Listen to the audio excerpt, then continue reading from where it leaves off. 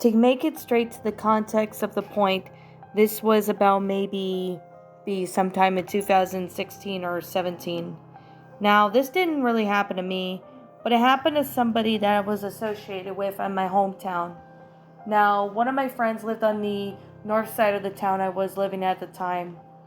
His name was Andrew, and he was about maybe in his early 30s.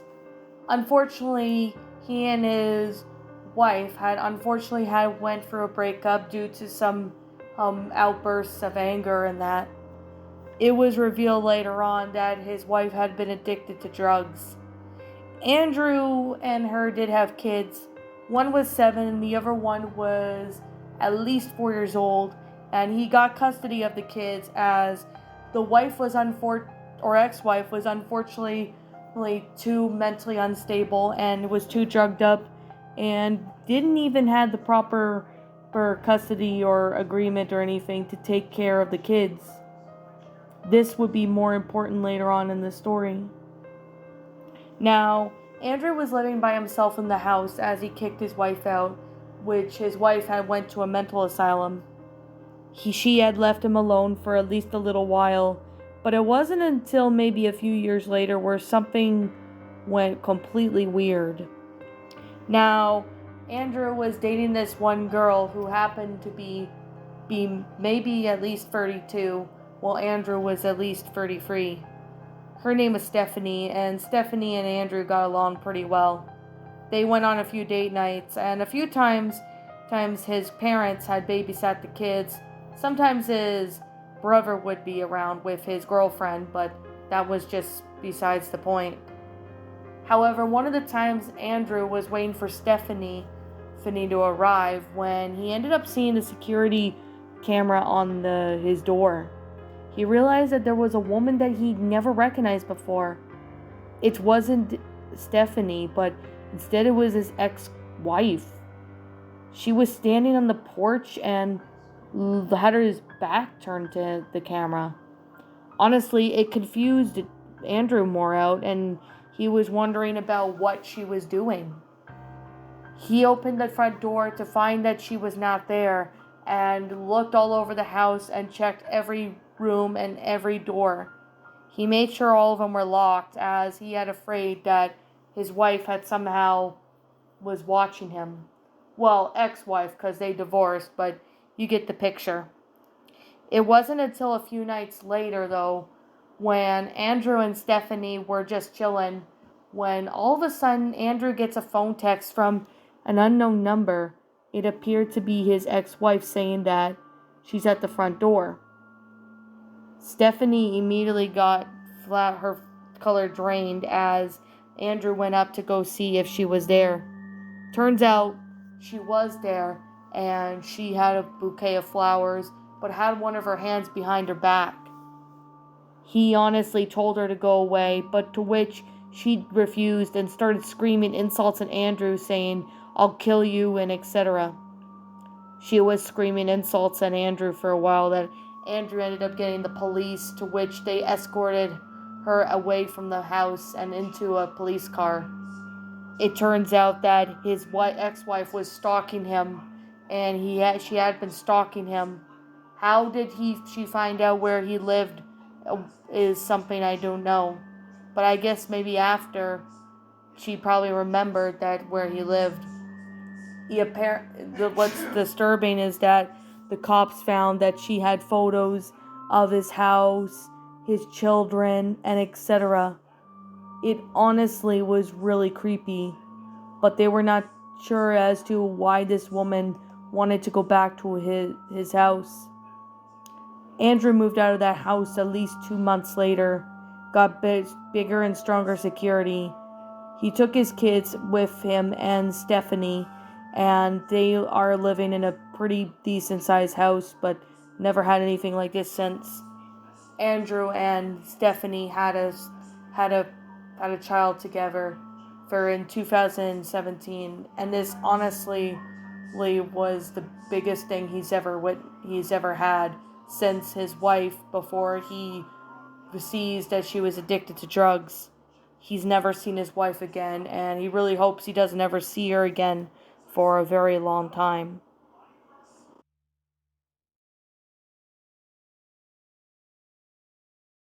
This actually happened to one of my friends maybe about sometime in 2016. Now, it was sometime in late April, early May when it happened.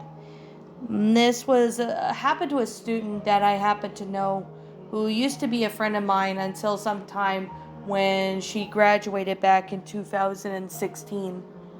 However, her name was Charlie, and she and I had no issues with each other. Charlie unfortunately had to break up with her boyfriend as she found out her boyfriend had cheated on her with another girl in the school. Thus, she ended up having a verbal altercation with him. Now, she was on her phone and she ended up going on a site called Tinder, and that's when she decided to ask him on this one guy that she ended up meeting on Tinder. Now, his name was Adrian, and he seemed to be a pretty decent guy. At least what she thought, he was decent. So she ended up asking him some stuff like how are you doing and what is he into and etc. They had a common conversation and it seemed to be pretty normal. So Charlie thought this guy was actually pretty decent. However, something really weird started happening. When when Charlie ended up looking up on this dude, he ended up messaging her some really suggestive themes like did she ever like sex and all. This honestly was starting to get her uncomfortable, so she asked Adrian not to bring up that topic. But for whatever reason, he'd always bring up the same topic again, and this would keep going on. However, that was when Charlie blocked the number and just went to bed. But then she ended up getting texts from an unknown number. The next morning she woke up, she received 20 plus text messages from Adrian, ranging from "Hi, how are you?" to "Why did you block me?" It honestly creeped her out, but at the same time she didn't really bother about it. However, in school the next day she was just doing her work when the principal asks her to come down to the office. Obviously, Charlie thought that she was in trouble, so she asked the principal if she was in trouble, to which he replies with no, but they had some very concerning stuff that they wanted to talk to her about. When she got to the office, they ended up saying that there happened to be a man who happened to be wandering around the school grounds. He ended up coming into the school, strangely enough, and asks for her name. This honestly freaked her out as she never even give him her name or anything. It was later revealed to Charlie that apparently this person was known to be stalking women around his age and even do some really creepy and messed up stuff. She honestly showed him some of the screenshots and that, but apparently it turns out that the Tinder account was taken down. It was later also revealed that Adrian had been stalking other girls in the school. It was unclear if he was a former student or not, but this was honestly something confusing that Charlie ever had to go through. Was how did he find out where she was? That honestly still confuses her, but also shocks her to this day.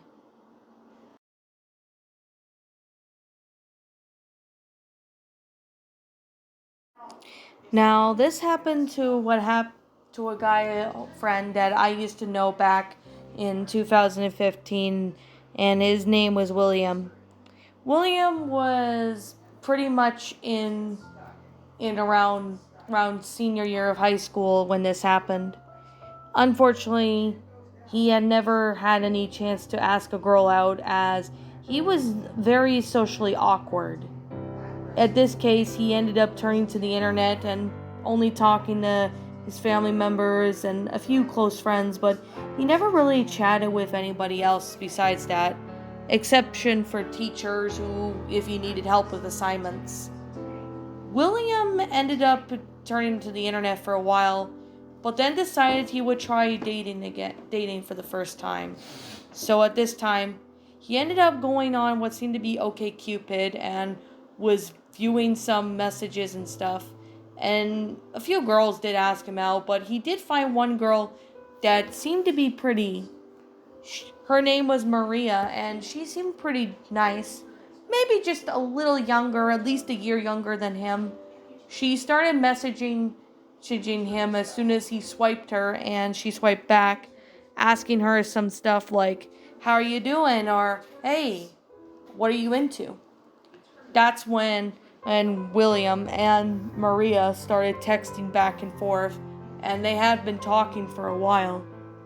They seemed to be getting along well until a few days later. Something was going really on with Maria when Maria declined a video call and that. Now at first maybe William thought that maybe she was just uncomfortable with the idea. But however, it was at least a few days later. It happened to be the weekend where she asked to meet him somewhere. He ended up saying sure, and they decided to meet up at a coffee shop that happened to be maybe just a few minutes walk from where William was. William went down there, but unfortunately when he got down there, he ended up seeing something really messed up. He ended up seeing what seems to be a woman, and she looked no older than maybe in her 30s. So honestly, this person was catfishing him in some reason that he didn't even understand why. Maria happened to be coming out wearing what seems to be a bunny mask, and she ended up saying, "It's okay, William. Why don't you come with me?" William ended up taking the long way home, hoping that he wouldn't be followed, as Maria was really freaking him out. Maria then texted him when he got back on his phone saying, "Why did you run away from me?" William decided not to answer and shut off his phone for the night. However, the next morning he ended up waking up and went to school, did his own thing. However, when he got back from school, he ended up seeing that there was Maria with the bunny mask and sitting right at the front of his steps. She seemed to be watching him, and this honestly freaked him out. Being someone that has been stalked before, ever since when he moved to Oregon, he honestly had no idea why she was posing as a threat. William ended up telling her to leave, to which she had refused. He ended up going to the cops, but by the time they arrived back, Maria was already gone. He ended up looking on what appears to be the OkCupid site account that she had, but unfortunately it was taken down, and there was no trace of how the number would have been able to find her. However, the cops did call William at least 2 or 3 days later. They found out something really disturbing. They had found out that Maria had taken photos of his house. She somehow must have found his address, and that she showed him photos, those of the house, and even one which involved William sleeping in his bedroom. I honestly have no idea if Maria was ever caught or not, or something happened to her, but she was definitely one insane person, and that William has never contacted her again. He never used Tinder forever, and he ended up meeting a new girlfriend at least 2 or 3 months later, to which he is grateful for it. However, though, he has never used dating sites again, but he has no idea how Maria was able to find out where he lived. That still confuses but freaks him out to this very day. He fortunately moved to California maybe 2 years later, as he had constant paranoia of being stalked. But he has not either heard or has seen Maria again.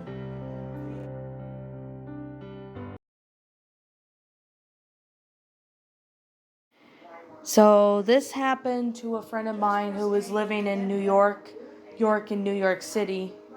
Her name was Jamie, and took place sometime in 2014. She was living with her mother at the time, as her parents had unfortunately gotten a divorce due to her dad being mentally, emotionally, verbally, and physically abusive towards Jamie and her mother, as well as her older brother. Thus, they ended up moving to New York City. While they're not sure what happened to the dad, as that's a different story. Jamie ended up meeting this one guy who happened to be decent at her school. His name was Rudy, and he obviously seemed to be a pretty cool guy. He ended up talking to her a few times at school, and she honestly had no issue with him. However, there was something odd about Rudy when he asked if he could meet her in person. Now, when it comes to people someone new, Jamie obviously didn't really trust him fully and was starting to get really creeped out by him. Rudy was acting very strange when he was around Jamie. He would look at different places, say, "Oh yeah," or something, a dry response. It honestly made Jamie suspicious about him, so she ended up declining him, asking her to be his girlfriend. However, though, it was at least a few nights later when she was in her room, basically asleep, when she honestly can hear the rain as well as the thunder and lightning outside. It was a thunderstorm at the time of this in the middle of the night. It was probably around 1 a.m. But she ended up hearing something being tapping on the window. She honestly couldn't see what it was, but when the lightning flashed, she could see that there was a figure. He looked like he was Rudy, and she honestly screamed and went to her mom in her bedroom. She ended up telling her about Rudy, so they ended up going over to the bedroom, but they couldn't find Rudy, and they didn't even see any trace of anyone. However, just when Jamie was about to go back to bed, she saw that the hooded figure opened the window and he was somehow stepping in. Jamie honestly screamed, and she ran back to her mom and told her that Rudy was in her bedroom. The cops were called, but by the time they arrived, Rudy was already gone and the window was only open. The only clue the cops could find that must have been how Rudy managed to get up on her bedroom at the house was pretty much a ladder. How would someone be able to get up there in that floor that Jamie was in? That was one question that still stuck with Jamie to this day. She never heard from this Rudy person again, and she does not know if he's still out there or not. But unfortunately, we will never know what happened to him. Jamie ended up moving to North Carolina at least 2 years later, as she couldn't handle the constant paranoia, thinking that she was being watched. However, though, she's never heard or has seen Rudy again.